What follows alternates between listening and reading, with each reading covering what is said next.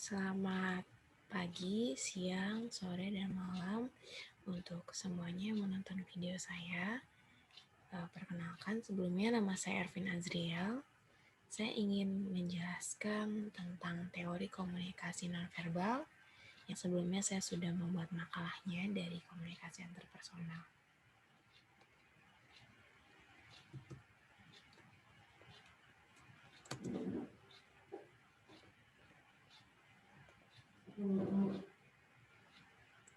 Ya, komunikasi nonverbal ini merupakan komunikasi yang tidak menggunakan kata-kata menurut Aditya Warman tahun 2000.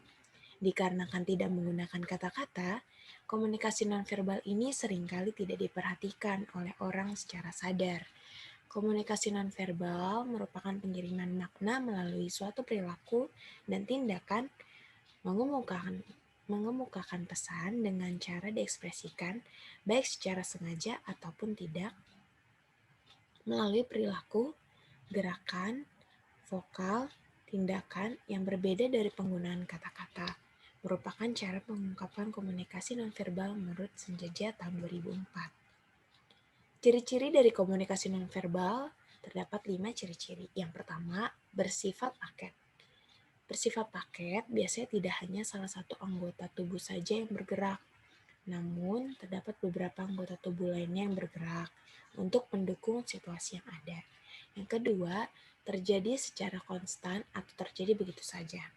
Ekspresi-ekspresi yang dapat dikeluarkan seringkali terjadi begitu saja, sesuai dengan apa yang diperbincangkan. Yang ketiga, proses komunikasi implisit dan terjadi secara satu arah ataupun dua arah. Yang keempat, berkaitan dengan budaya setempat.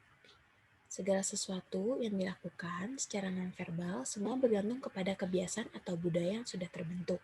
Dan yang terakhir, kelima, bergantung kepada konteksnya. Nada bicara, kontak mata, dan sebagainya akan kita keluarkan sesuai dengan situasi dan konteks yang kita berbicarakan. Dan bergantung kepada kedekatan kita dengan lawan bicara kita. Selanjutnya, terdapat karakteristik komunikasi nonverbal. Tergolong menjadi dua. Yang pertama, eksistensi, dan yang kedua, sifat ambiguitas. Eksistensi merupakan keberadaan yang dapat diamati ketika melakukan suatu tindakan verbal, atau komunikasi nonverbal akan muncul dalam setiap tindakan komunikasi, baik secara sadar ataupun tidak sadar. Keberadaan ini membawa cirinya bahwa setiap individu dapat berkomunikasi secara nonverbal karena setiap individu akan bertukar pesan. Yang kedua, terdapat sifat ambiguitas, yakni memiliki lebih dari satu penafsiran terhadap satu perlakuan atau tingkah laku yang sama. Ambigu atau mendua ini sangat berpengaruh kepada pengertian yang dimiliki oleh pembicara dan penerima. Ketika pengetahuan atau pengertian yang dimiliki pembicara dan penerima itu sama, maka tingkat ambiguitas akan semakin rendah. Namun sebaliknya, jika pengetahuan semakin berbeda, maka tingkat ambiguitas akan semakin tinggi. Selanjutnya, terdapat fungsi komunikasi nonverbal. Terdapat 5 fungsinya. Yang pertama, repetisi. Yang kedua, substitusi. Yang ketiga, kontradiksi. Yang keempat, komplement. Dan yang kelima, aksentuasi. Repetisi merupakan pengulangan kembali pesan yang telah disampaikan secara verbal, seperti menganggukkan kepala ketika bermaksud mengatakan iya, dan menggelengkan kepala ketika bermaksud berkata tidak. Substitusi merupakan menggantikan lambang-lambang verbal, seperti menghadapkan telapak tangan ketika menolak atau berkata tidak kepada penjual ketika kita menolak. Kontradiksi merupakan pemberian makna lain terhadap pesan verbal atau menolak pesan verbal, seperti ketika seorang suami berkata, "Bagus," namun matanya masih melihat handphone di saat istrinya meminta komentar kepada sepatu yang dikenakannya. Yang keempat, komplement. Komplement merupakan pelengkap serta memperkaya makna, seperti ketika Anda berpisah dengan teman dan melambaikan tangan serta berkata, "Sampai berjumpa lagi." Dan yang terakhir, aksentuasi, yaitu penegasan pesan verbal, seperti seorang mahasiswa yang menggesek-gesekkan kakinya ke lantai ketika seorang dosen masih menjelaskan materi, namun jam pelajaran sudah berlalu. Selanjutnya, jenis-jenis komunikasi nonverbal terbagi menjadi 4. Yang pertama kinesik, yang kedua paralanguage, yang ketiga vocal inference, dan yang terakhir prosemika. Kinesik merupakan sebutan suatu teknik mengenai gerakan tubuh pada seluruh anggota tubuh, seperti ekspresi wajah. Dari ekspresi wajah yang dikeluarkan, terdapat banyak sekali informasi yang didapatkan. Ketika seseorang mengeluarkan ekspresi wajah, bahkan kita belum mendengar apa yang akan dikatakannya, kita akan mengerti apa yang akan dibicarakan. Ekspresi wajah mencerminkan 6 emosi dasar, yakni kebahagiaan, kesedihan, ketakutan, keheranan, kebencian, dan kejijikan. Selanjutnya, ekspresi mikro.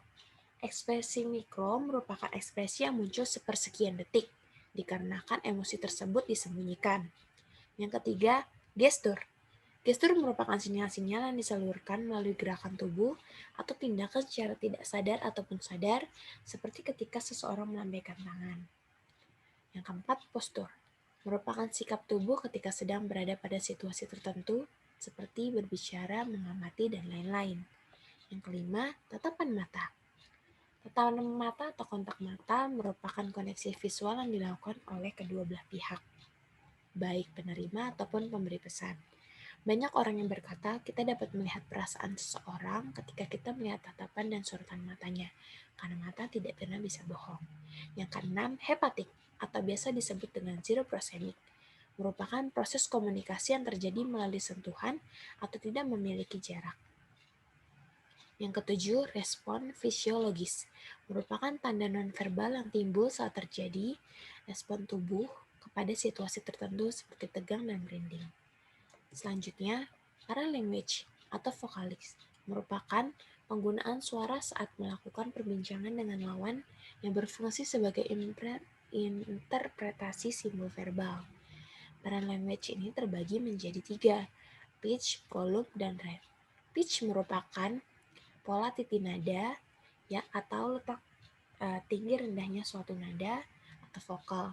Penggunaan pitch ini cenderung untuk mempertegas pembahasan, mengajukan pertanyaan, dan sebagainya. Volume merupakan penggunaan lembut kerasnya nada atau suara yang dihasilkan.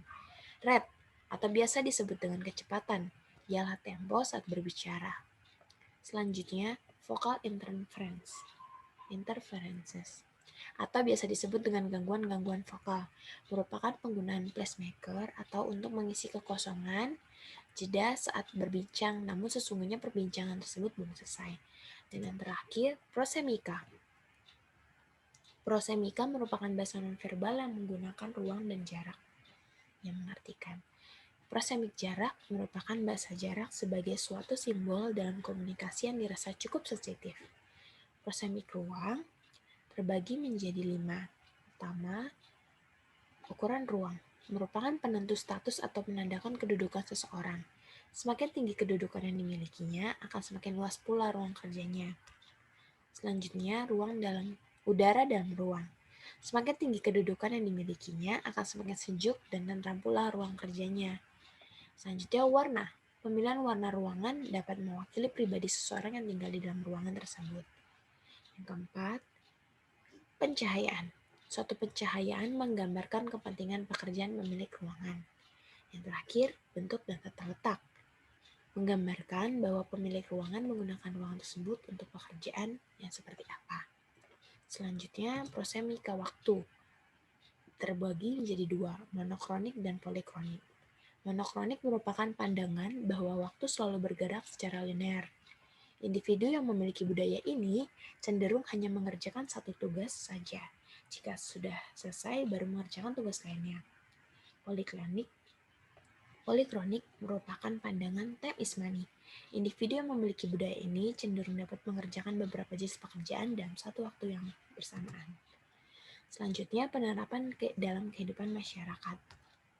Terkadang, komunikasi dianggap yang penting adalah susunan bahasa yang baik dan melupakan komunikasi nonverbal. Dengan melupakan pentingnya pesan nonverbal, menjadikan pesan dan tujuan awal tidak dapat tersampaikan dengan baik. Jika komunikasi nonverbal dipergunakan dengan baik, maka lawan bicara dapat melihat emosi yang kita salurkan dalam proses penyampaian pesan. Emosi yang dikeluarkan tidak bisa dibohongi melalui pesan nonverbal. Walau dalam pesan verbal bisa saja ditutupi. Masih banyak yang belum menerapkan komunikasi nonverbal karena belum memahami dengan baik. Kesimpulannya, komunikasi nonverbal merupakan bentuk komunikasi yang dilakukan seorang individu terhadap individu yang lain tanpa menggunakan kata-kata. Komunikasi nonverbal ini memiliki peran yang penting dalam suatu proses percakapan. Dengan komunikasi nonverbal, lawan bicara akan lebih mudah menafsirkan pesan yang disampaikan. Inti dari suatu komunikasi ialah menyampaikan informasi. Jika penyampaian informasi tidak dapat sampai dengan baik, maka pesan yang dituju tidak dapat dipahami dengan baik pula. Maka, komunikasi nonverbal harus diperhatikan untuk memperbaiki proses komunikasi. Karena fungsi dari komunikasi nonverbal itu sendiri ialah untuk melengkapi, mengatur, menampilkan, penekanan, dan sebagainya. Saran saya, dengan adanya penulisan ini, saya berharap agar para pembaca dan yang melihat video saya atau para akademisi dapat memiliki pemahaman yang lebih tentang pentingnya komunikasi nonverbal. Diharapkan pula supaya penerapan komunikasi nonverbal dilakukan oleh semua masyarakat supaya komunikasi dapat berjalan dengan lebih baik. Kurang lebihnya mohon dimaklumi. Selamat pagi, malam, siang, dan sore. Jika ada yang ingin disampaikan, boleh di kolom komentar. See you!